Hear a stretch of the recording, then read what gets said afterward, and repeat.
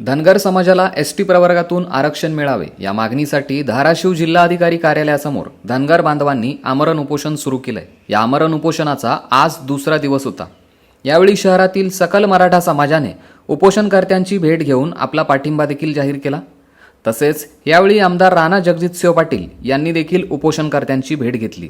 यावेळी समाजाचा प्रश्न अतिशय जिव्हाळ्याचा असून हा आपण लक्षात घ्यावा आणि शासन दरबारी हा प्रश्न सोडवावा अशी विनंती आंदोलनकर्त्यांकडून आमदार राणा जगजितसिंह पाटील यांच्याकडे करण्यात आली। आज आमचा एसटी प्रवर्गामध्ये समावेश करून आम्हाला ताबडतोब त्या सरकारने प्रमाणपत्र द्यावे यासाठी आम्ही कालपासून उपोषणाला बसलेलो आहोत।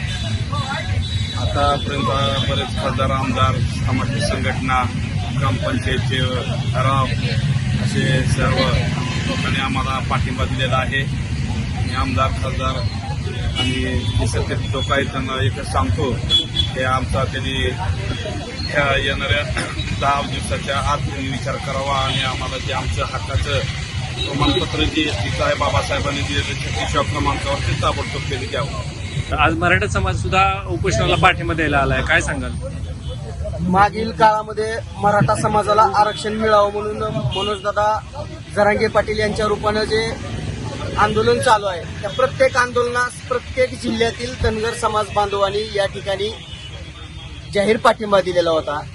आणि आज आमचा धनगर समाज बांधव एसटी प्रवर्गातून रीतसर त्यांना संविधानिक जे दिलं गेलेलं आरक्षण होतं, परंतु तत्कालीन मागील राज्यकर्त्यांनी त्यांना त्यापासून वंचित जे ठेवलं होतं ते त्यांच्या हक्काचं आरक्षण मिळावं म्हणून उपोषण करत आहेत। त्यांच्या या उपोषणाला आज आम्ही सकल मराठा समाज धाराशिव शाखेच्या वतीनं त्यांना जाहीर पाठिंबा देण्यासाठी या ठिकाणी आलेलो आहे। त्यांना पाठिंबा तर आहेच, पण येणाऱ्या काळामध्ये एसटी प्रवर्गातून त्यांना आरक्षण मिळावं म्हणून त्यांच्या वतीनं ज्या ज्या वेळेस आंदोलनं केली जातील त्या वेळेस आम्ही त्यांचा एक भाऊ म्हणून त्यांच्या एक पाऊल या आंदोलनाच्या लढ्यात नेहमी पुढे असू। म्हणून त्यांचा पाठिंबा याला हो 100% आहे। त्यांनी आतापर्यंत एसटी प्रवर्गातून जे धनगर समाज बांधवांनी या ठिकाणी आरक्षण मिळावं म्हणून लढा उभा केलाय, त्यांना शक्य होईल त्या ठिकाणी त्यांनी जाऊन त्या आंदोलनाला पाठिंबा पण दिलेला आहे।